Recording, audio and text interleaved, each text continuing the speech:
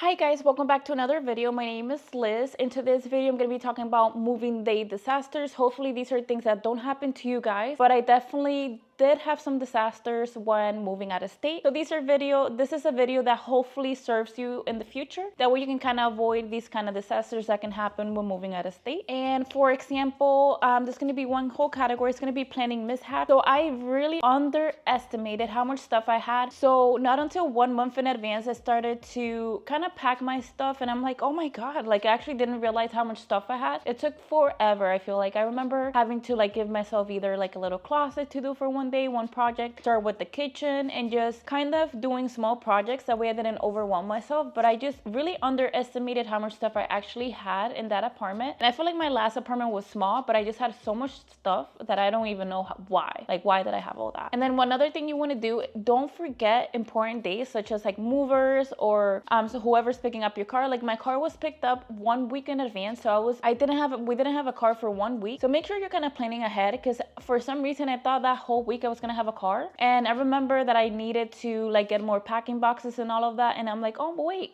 I actually don't have a car. So we either had to get rides from our family members or Ubers just to get to these places. So make sure you have all those important dates in mind, that way you're not stressing yourself out at the end. And another category is packing problems. Make sure you're packing those fragile items really properly. Like we had our plasma TV, it broke. That's all I gotta say. Like, it broke.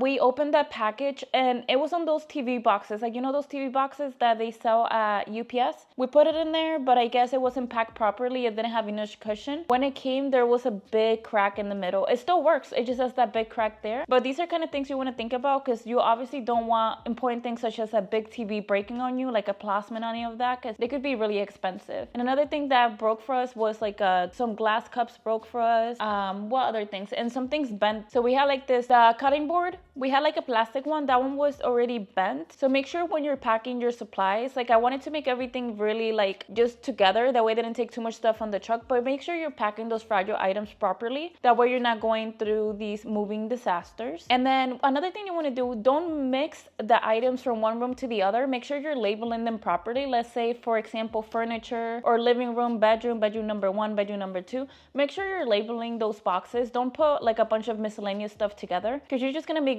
so much more work for yourself when you get to your new stage, having to unpack all the mess. So make sure you're kind of making a box, one for bedroom, one for clothes, one for electronics. Make sure you're packing it properly. That way you make it so much smoother for yourself when you move to your new apartment. And another thing, one thing that I actually did, don't overpack your boxes. There was no way, like there was some boxes that weighed so much. Like for example, my clothing, I made like huge large boxes of clothing that it was just so hard to even carry. Like I remember I was just trying to take as less space on the truck, but I just made it so much harder for me, because the boxes were so heavy that our family members and we were having trouble putting those boxes in the truck because they were so heavy. So make sure you're not overpacking those boxes.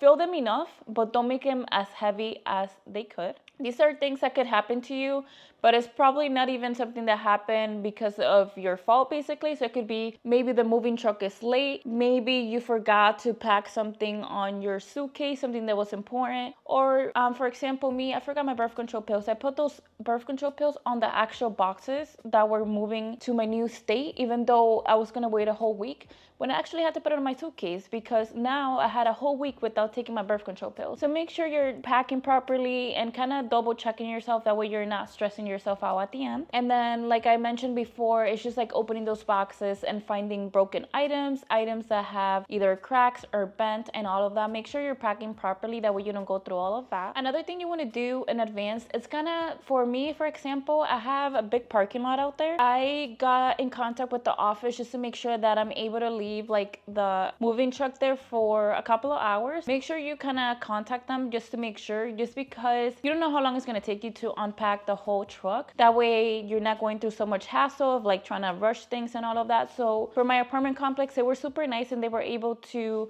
kind of give us the space to put the truck, because the truck was huge. Like I mentioned to you guys, it was like one of those long trucks that they kind of put compartments, and there's other people's stuff on there. And then always think of having a backup plan. Let's say the movers don't show up or whatever. Make sure you have a backup plan. That way you don't have to fall back on one person doing or canceling on you and all of that. Make sure you have a backup. That way you're not stressing yourself out and you have other things to do. And then one thing that I think would help is numbering boxes, how important they are, like for unboxing. Because I remember when I moved to this new apartment, I actually didn't even know where to start. I remember starting with the kitchen, and then I was like, actually I should have started with the clothes, because then I'm like, I actually need my pajamas and all of that. So make sure you're labeling them from most important to least important. That way you start with the most important boxes first, and you can start little by little. And then some just creative tips: when you're packing, you can use your clothing also for padding. That way you're not like getting random blankets and all of that. You can use your own clothing and just kind of pack those edges on TV, whatever furniture it is. Pack those edges. That way you're not just having like extra weight on yourself. And then another thing you want to make sure is when you move that you have your utilities turned on. The last thing you want is to get to your new apartment, you don't have like either electricity, water, internet, whatever it is. Like for me, I needed Wi-Fi on the first day. I know some people could stay without Wi-Fi. I needed Wi-Fi right away, because I'm like, I have to watch Netflix or I have to do something, like, you know, sometimes you'd be bored, whatever. So I make sure all my utilities were turned on before moving day. That way I'm not going through all that stress back and forth with